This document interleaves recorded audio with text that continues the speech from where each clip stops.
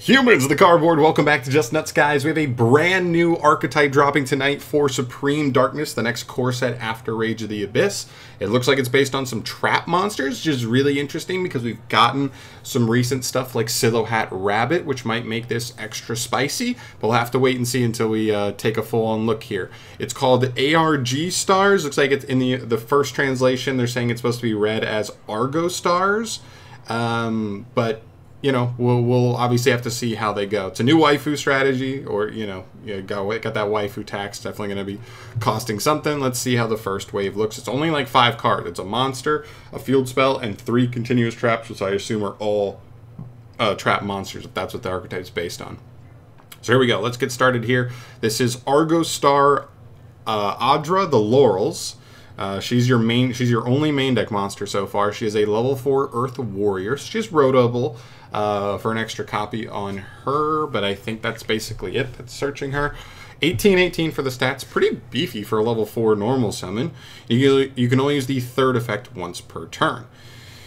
During your opponent's turn, if you control a continuous trap, quick effect, you can banish this card from your hand to change the attack of one face-up monster on the field to 0 until the end of this turn. Interesting. So a hand trap effect on the first effect. That's not once per turn at all, but that's like not like a terrifying effect to be not once per turn. So that's fine. Little like Alistair almost, like hand trap-ish effect.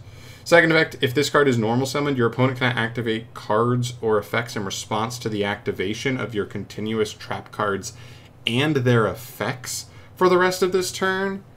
Interesting. That's really interesting for like going second, even going first, depending on how these trap monsters actually work. That's pretty scary, especially if they have application going second. Being able to normal this, and I'm assuming there's something here that's going to allow us to activate these continuous traps that turn their set, or these monsters, trap monsters. That's pretty good. It kind of has... I'm definitely getting some, like, invoked vibes, especially since it's, like, one main deck monster, one field spell, right? Because you have the piece, the kind of, like, non-responsive piece from Meltdown, and you have the hand trap-ish effect of Alistair. You just don't have the search effect so far. So, third effect, this is the hard ones per turn effect. You can banish this card you control as cost to place up to 2... Wow, Argo Star continuous traps with different names from your hand and or deck face up in your spell and trap zone. Now that is pretty... I mean, that's just a raw +1. I'm assuming there's some way to like rotate it back around, but we'll have to wait and see. There you go. That's pretty good. And then if they have any kind of way to activate the turn you activate, like the turn you like set them, then like this card's already been normal summoned, so your opponent can't respond, and then you just get 2 of them, and they are resolving. Very interesting. Okay, cool. All right, next up we have Argostar Home Stadium. It's a field spell. Let's see what it does. Once per turn, soft once per turn, you can pay 1,000 life points to add an Argostar card from your graveyard or banishment to your hand. Interesting. It's graveyard or banish only, not deck, so it's not a full-on starter card. Interesting. Okay, second effect, each time a continuous trap is special summoned from the spell and trap zone to your field, inflict 500 damage to your opponent. Okay, icing on the cake type effect. It's burn, which we don't love because we don't love like those burn win conditions, but it is a little bit slower, presumably. Actually, you might be able to do it on turn 1. That's how I imagine Konami making trap monsters more playable for modern day Yu-Gi-Oh, but we'll see. And then third effect, once per chain, if your continuous trap activates its effect in the monster zone while you have a banished Argostar monster, target one face-up card your opponent controls, negate its effects until the end of this turn. So also gives you, that's once per chain? Interesting. So you get like a once per chain impermanence effect added onto this card. This card's interesting. You know, your monster up here, your sort of starter monster, she only sets the traps. She does not set any card. So it would have been different if she could get any 2 Argostar cards in rotation. That way you could get like one of the traps and the field spell. Then the monster's banished, so the field spell can immediately add it back. And then you get the bonus effects. But unfortunately, it only sets the trap, so I'm like, how are we even getting access to this card? I'm not sure this card's worth playing if you have to hard draw it. This seems like the kind of card that could be a nice one-of, where those effects are nice if you get it pretty freely, but I'm not playing this card as a card I'm trying to hard draw, because it doesn't start plays. It only does recovery plays, and then a little bit of bonus stuff for the board. I get similar vibes to like the Rise of Field spell that came out recently. Like, has interruptive capabilities and has like recovery, but not really like starter. You don't want to hard open it in most scenarios. So, all right, let's get into the trap monsters. This is obviously what everything's contingent on, whether or not this archetype has legs or not. The first one here is Argostar Tidal, the Purple Lightning. Love the name. That's really cool. She's fun looking. There you go, with her purple hair. That's fun. All right, continuous trap. Warrior monsters you control gain 500 attack and defense. Sure, I guess they're all probably going to be warriors, so that's cool. Once per turn, you can discard one card as cost to special summon this card as an effect monster. It's a light warrior level 4, 2000, but presumably... Oh, that's if it's a... I don't know about the ruling on that, but okay. With the following effect, it is also still a trap. Then you can add one Argostar card from your deck to your hand, except Tidal the Lightning. And once per turn, quick effect, you can place this card in your spell and trap zone face up. Ooh, very interesting. Okay, so it returns itself back into the scale. I'm getting like low-key Centurion vibes, except slower. Oh, but you can place these. You can place them. Yeah, places. Your monster places them face up. Interesting. So it's already going to be face up. Which means you don't have to wait a whole turn, and you can just summon them immediately. Unless you hard draw them, obviously you have to set them. But this one searches another Argostar card, which is pretty cool. Interesting. Okay, so this is a card that gets you access to the field spell, which makes that maybe a little more doable as a one-of in the deck. But still might be a little slow. Still requires a discard drawing. Hard drawing it is not great. Because if you have to activate this on the opponent's turn, what are you adding to your hand on your opponent's turn that's like actually significant? But okay, still pretty cool. I like that it goes back into the spell and trap zone too. Even though it takes a discard to summon it, it adds. So it like kind of replaces that discard. That's cool. All right, cool. Next up here we have Argostar Kapane, the Flying Swallow. She's your redhead version of the main girl. Cool, she's got a bird. She's got a little bird guy behind her that helps her fight. Your warrior monsters cannot be destroyed by battle. Once per turn, if there is a continuous trap in the monster zone, you can special summon this card as an effect monster. Huh? Oh, in the monster zone. So it already has to be in a monster. You can special summon this as a monster. Okay.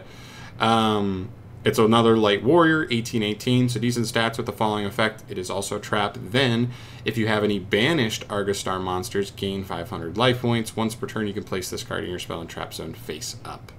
This one's terrible. I mean, I'll say it. This one's bad. This one's just straight up bad. What are you doing to this one? You have to have another one to make it able to summon it all. And then when it does summon, it's like I thought it was going to have like a solid interruption effect or something on it, and it just burns your opponent for a little bit of life points. That's it. This card's really underwhelming to me. This one's just straight up bad. And the last one we have here is Eteo, the Dragon Slayer. Warrior monsters you control cannot be destroyed by card effects. That's like the best protection we've gotten so far, although it's still not that good. Neither is the battle protection we saw above. Once per turn, when your opponent activates a card or effect, you can special summon this card as an effect monster. So this chains directly to the activation of that. As an effect monster, this becomes a light warrior, 800, so pretty weak this one overall. With the fallen effect, it is still a trap. Then, if you have any banished Argostar monsters, you can return one card on the field to the hand. So a non-targeting bounce. That's a little better. And then once return quick effect, you can place this card back in your spell and trap zone. Okay. So, I'm not going to lie. This archetype's terrible. Right, it's terrible. Like, I was talking like Silhouette Rabbit might be cool for just like any generic, like, just monsters that spam the board. They can get you access to one of these traps, but like, which one do you even want? Because like, we talked about her, how like, yes, she's probably the best one overall. But what is she even getting you on your opponent's turn that does anything? Nothing really.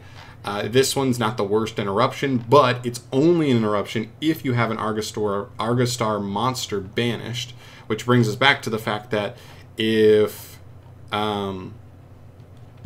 you do not start with her, the deck is doing like nothing.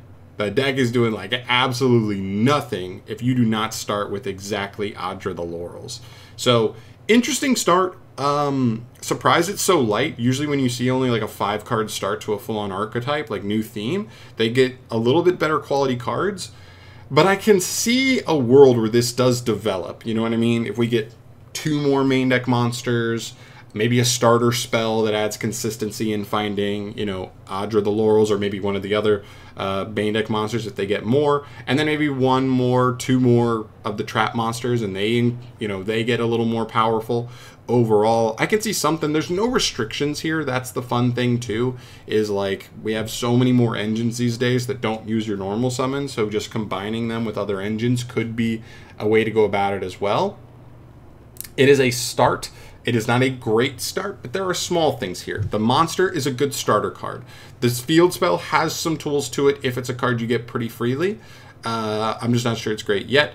This trap is definitely the best one of the 3, and if you get it fully set up, this one's not terrible either. A non-targeting bounce is actually like not the worst interaction in the world. So they have some small pieces here. They're going to need some sizable support though. That's the difference. Is normally you get a wave and you're like, okay, 1 or 2 more cards of this archetype could be there.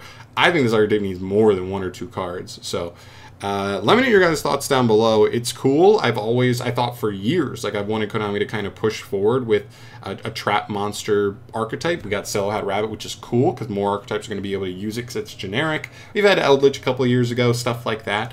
But this looks like their next attempt at it. And I love the idea of trap monsters, but this is just not it out the gate. So it's definitely going to need more stuff down the line, but I'm sure people are going to love the artwork for it. I think it's going to be popular in that regard. We just need to see an improvement in the quality of the cards overall. But I'm out of here for today, guys. Thank you so much for watching. As always, let me know your thoughts down below on this new archetype, the Argo Stars. I'd love to hear your guys' thoughts on here. Is there anything I'm missing as like just extra little tidbits that do make this our theme seem a little better than I'm actually giving them credit for? I'd love to hear that down below. But I'm out of here for today. I'll see you in the next one. Peace.